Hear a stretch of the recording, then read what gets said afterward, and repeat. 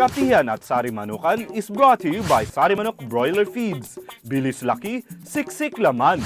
Noong second half na nakaraang taon at panaka-naka sa panahong ito, nagkaroon ng paglaganap ng virus na nakaapekto sa buong poultry industry sa maraming bahagi ng bansa. Dahilan upang ikalugi ng kabuhayan ng ilan. Ang Sari Manok, inihahatid ang episode na ito sa inyo in 2 parts upang lalong maunawaan ang endemic, ibig sabihin, laganap na sakit na ito, upang ang mga duck farmers at poultry farmers ay makaiwas sa sakit na ito. Sabay-sabay natin kilalanin ang sakit na ito, ang Newcastle disease virus, sa tulong ng ating mga kaibigang experts mula sa Philippine College of Poultry Practitioners, Asosasyon ng mga Poultry Veterinarians o Poultry Practitioners sa Pilipinas.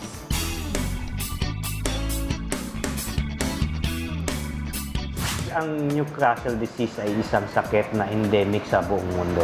Iba-iba ang klase ng pag-infection sa kada country.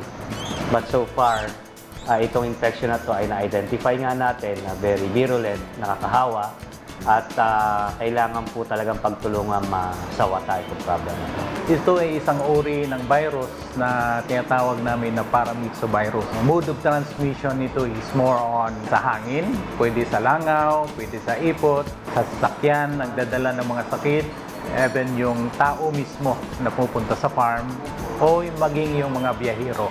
Ang mga sintomas po nito ay makikita natin una muna maghahalak ang manok. Ang sumunod niyan, sisipunin, magdudumi siya ng puti at green. At katuluyan dahil because of the dehydration, namamatay itong alaga natin na manok. Ito nakakahawa sa bawat lahi niya or sa ibang species ng mga ibon na halintulad ng alaga natin. Nagsimula natin ito nakita ng matagal ng panahon pa, subalit ito'y lumalabas paulit-ulit dito kung tayo ay nakakalimot sa pagpe-prevent itong sakit na ito. Unang-una natin makikita rito yung pagsisipon. Kadalasan yung sinasabi natin umiikot ang liig, iyan ay patapos na. Torticollis ang tawag dyan. Kung makikita natin, ang sipon ng manok na hindi nawawala. Tapos, ang mortality araw-araw ay sadya talagang mataas na mataas.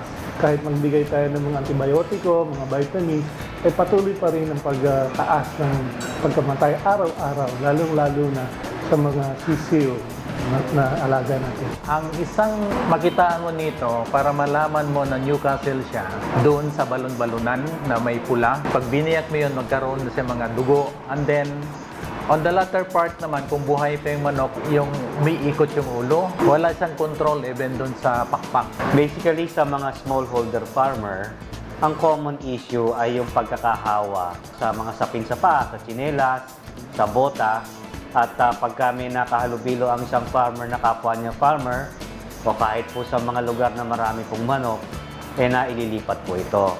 Ang isa pa ho yung ating consideration sa strict biosecurity. At bago pumasok sa farm, kailangan tayo ay magpapalit ng sapin sa paa, maghuhugas ng kamay, magpapalit ng damit.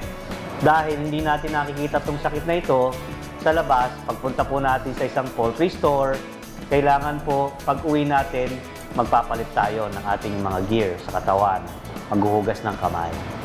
Tinalakay natin sa part 1 episode natin na ito ang nature ng Newcastle disease virus in terms of kung paano ito natatransmit from farm to farm or from one flock to another. Sa ating next part or part 2 ng episode next week, mapag-aaralan naman natin kung ano ang prevention o paano makaiwas sa sakit na ito, kasama na rito ang vaccination. Doc Pip muli para sa Kapihan at Sari Manukan. Maraming salamat.